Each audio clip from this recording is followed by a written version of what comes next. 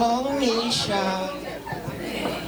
น้องเหนียวหอมชีลาโมเงียนยา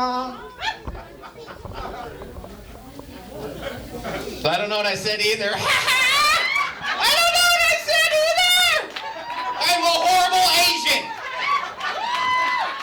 I cannot speak that ching chong shit. I don't know it. It's weird sounding. Ching chang stuff. I don't know that stuff, man, because I grew up in Billings, Montana, where there's a lot of white people, no Asians, just my family. And here's the thing, if your family's the only Asian family in town, city council will take a vote and make your house Chinatown. That's what they'll do. Bullshit, man. People calling up asking for tours, taking pictures of our lawn, calling past midnight, asking if we deliver. When they know we stop at 10. Like, read the sign.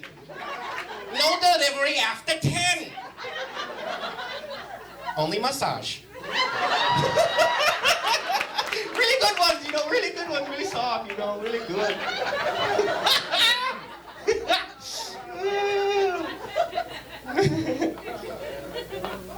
My ethnicity, a lot of people wonder where my face is from. You know, wonder what brand of Asian I am. My ethnicity is, I'm Laotian. Southeast Asian between Thailand and Vietnam. But growing up in Montana, like, I didn't learn how to speak my own language. Like, here's the thing, like, freaks me out when I'm around other Laotian people, you know? Like, I took 4 years of Spanish in high school. I am better at Spanish than I am my own language. You know what I mean? So when I moved down to Los Angeles, my dad's friend calls me up, asked me to come over for dinner. And here's the thing, like, when I'm around other Asian people, I freak out because I think they're gonna speak it to me, right? So I go over there, I dress nice, wear a tie and everything. I get to the door, and the father of the house walks up to me and he starts speaking to me in whatever he speak. You know what I mean? He comes up to me, he's like, dong, dong, ding, dong, dang. And I got scared, dude. I didn't know what to do. I was like, oh, ¿cómo estás? He just looked at me like,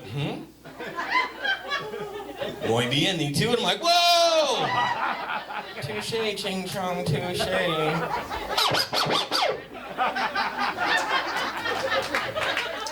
Oh, man. Montana's where I grew up. It was tough growing up in Montana, too, because I didn't learn how to speak English very well.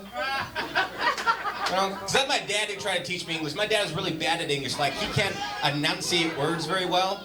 Like the word fork would always sound like the F word, right? And that freaked my white friends out because I'd invite my white friends over to eat, and they try to eat with chopsticks for the first time. My dad would walk up, be like, do you want to fuck?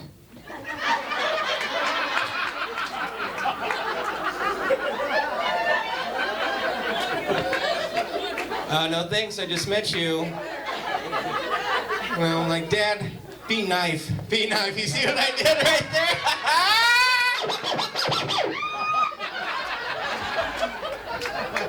I'm saying. I played football. I went to college on a football scholarship, believe it or not. Yep, I did. Played running back. Boom, I was fast. See that right there? Boom. Just scored a touchdown. Played football, man. And I was good, too. Almost broke the rushing record in college. A lot of people were like, oh, what made you so good? I was fast and scared, you know? I was scared because the first time I ever played football was in 5th grade, right? Never played any sports. And I was the only person of color on the team. And my coach, he was black, Coach Robertson. And me and Coach Robertson had a great bond, you know? He loved me. He'd look at me like, close enough. You know what I mean? That's how we bonded, right? But the way Coach Robertson used to motivate me to score a touchdown was by putting fear into me. And how he put fear into me is he pulled me aside and say, boy, if you don't score a touchdown, these white people, they goes to get you. And I was like, what? He's like, they goes to get you. And I was already scared of white people at this point, but he took it to the next level. At practice, he put white hoods on all the linebackers. Run, boy! I was like, this goes to get me. So scared. Scared, but I was good though, man. I was good. At one point in my life, I seriously thought I was going to the NFL. I did! Like, in my brain, I'm like, I'm gonna most Asian running back ever. Like, so dumb. I'm an idiot. I remember going to my career counselor's office, right? I go in there. It's like, okay, Lucas, we're going to have you take this business development class. I'm like, oh, yes, business development class. When I'm in the NFL, I need to sign contracts. No. Business development class, so you know you can open up a restaurant. I'm like, what? That's racist, ma'am. So that's stuck in my head. I'm like, I am not going to open up a restaurant. I am going to the NFL. Then after college, I'm like, shit. I am not going to the NFL. But I did not open up a restaurant. I showed that bitch. Opened up a nail salon is what I did. Less overhead. You know what I'm saying? Come on! There it is! There it is!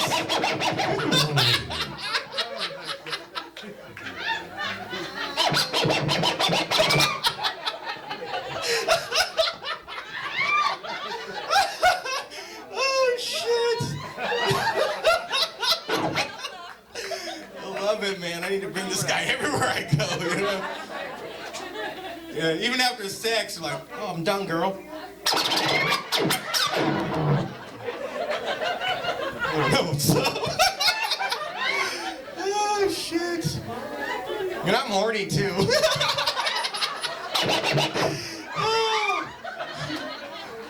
I am, man. It's because I just got out of this relationship, dated this girl for 4 years, man.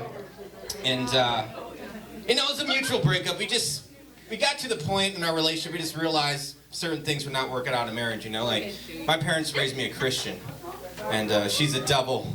So, she was, man. She was, and I didn't realize how evil she was until we started having sex, right? She'd be on top of me, right? Because that's how Papa likes it. Just working it. She was kind of angry, too, you know? I always took her frustrations out during sex. Like, you want to take it? You want to take it? You want to take it? Take it, you want to take it? Trick it, want to take it, take some more. And like when most girls orgasm, usually like, right? When she'd orgasm, she'd be like, I'm like, what the heck is this, huh? Holy water. You need Christ. Holy water. Scared the shit out of me, man. We'd be doing certain positions where her back's turned to me, like doggy style, but she could spin her head all the way around, look me straight in the eye, you know what I mean? I'm like, what are you doing? This ain't right. I don't think you're supposed to be looking at me right now. Everybody was laughing at this, knew exactly what I was doing, dude. Roll around, pull down the nipple.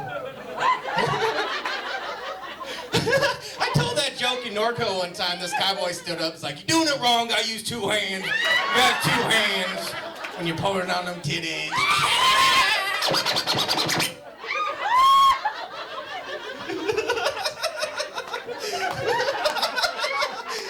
Like a somebody.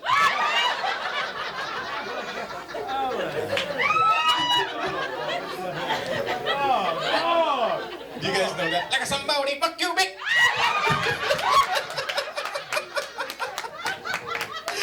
Oh, you guys are awesome, dude. Because when I tell that, when I say that, the white crowd's like, what is he saying? The sumbo? Sumbo like a sumbo?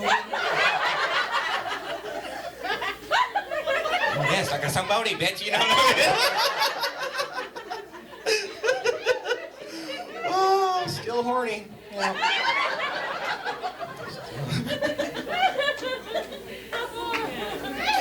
Oh man, so check this out, true talk right here, true talk. My 20 plus years of living, never dated an Asian, never dated an Asian, never kissed one, nothing, right? A few weeks ago, meet this girl, and we agreed to go out, right? So we go to this, she's like, meet me at this film festival. I'm like, okay, I'll go. And I go there, and about 30 minutes into it, I realized that I was the only one that thought it was a date.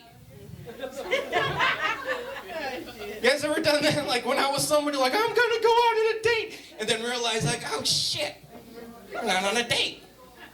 Well, that happened to me when Chris showed up. Yeah, this George Clooney motherfucker.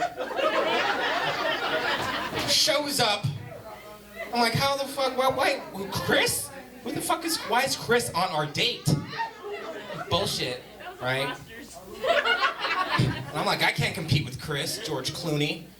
I look like the fucking chick off Grey's Anatomy, you know what I mean? Like, I can't compete with that. So I'm sitting there. There's 8 rows in the studio, right? There's 8 rows each section. There's a group of us, and I was the 9th person. And this Asian chick's like, oh, there's seats behind us. I'm like, okay, it's a great date. Sit behind you and Chris on our date. Sitting behind these assholes. And then I was kind of ticked. I kind of felt embarrassed. You know, I'm like, this is bullshit, man. I took pictures with her, sent them to my parents. We're like, oh, this is so very nice. You know, they're excited. Then after, I'm like, I got to get back at this girl. So after the movie, we went to the bar, and I started to flirt with Chris. Because I do this thing, man. Like, I do this thing I call it guy flirting. And, because I always like it when other guys, like, compliment me. It makes me feel good. I'm not gay, but it makes me feel good. You're like, oh, I like your clothes or something. Like, oh, thanks. So I like to compliment other guys. You know, you can see it in their eyes. They glow, right? So I went up to Chris. Chris was really buff, right?